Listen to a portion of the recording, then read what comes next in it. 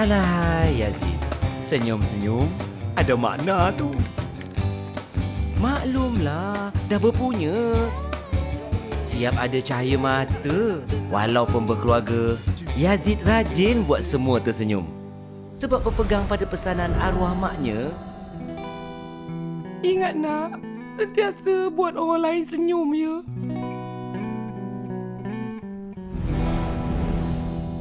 Sebab itulah Yazid macam ni. Sampai rajin tolong jiran cuci-cuci. Yazid, buat susah-susah je. Terima kasih banyak-banyak ya, Zed. Saya ikhlas. Lagipun, barangan Lotus kan ada. Iyalah tu. Padahal takut pisang berbuah 2 kali, nanti Mak Leha jatuh lagi. Dah nak berbuka ni. Bini kamu menunggu tu. Oh, ya tak ya juga. Saya pergi dulu ya. Assalamualaikum. Waalaikumsalam. Hai, balik lambat. Mana muka bini tak ketat? Awak pergi mana je hari ni? Tadi ke rumah Mak Leha. Tolong-tolong sikit. Tapi abang tinggallah you dengan Rizky. Tak baik bermasam muka di depan rezeki. Dah azan. Mari kita berbuka. Bismillah.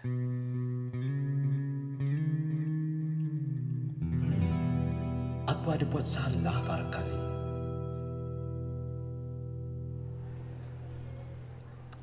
Amboi. Diam-diam ubi berisi dah pandai pilih lauk sendiri. Sudah tentulah Cik Lonya. Kan semuanya segar-segar di sini.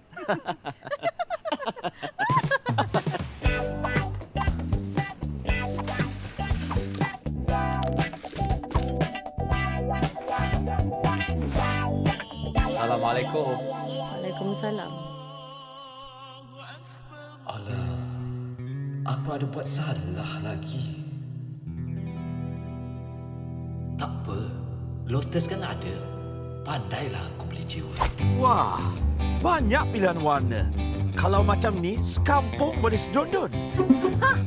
Alang-alang menyeluk perkasam. Biar sampai ke pangkal lengan. Kan harga berpatutan.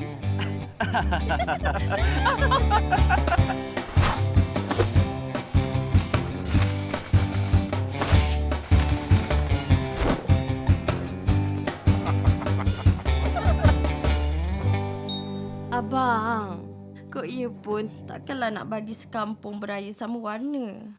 Tapi kan Ayu suka warna merah jambu. Ya, tapi ni dah macam acik-acik marhaban. Kita nak pergi beraya. Bukannya nak masuk pertandingan.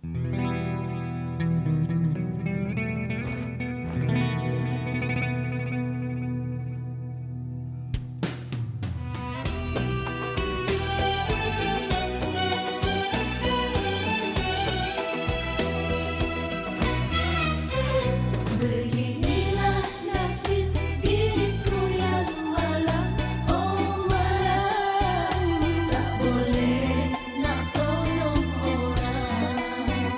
Bila sampai rumah, isteri dah merada, serba tak kena hati bimbang.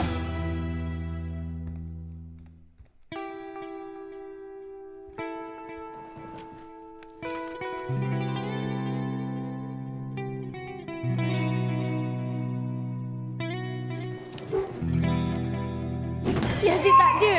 Apa? Yazid. Manalah kau pergi?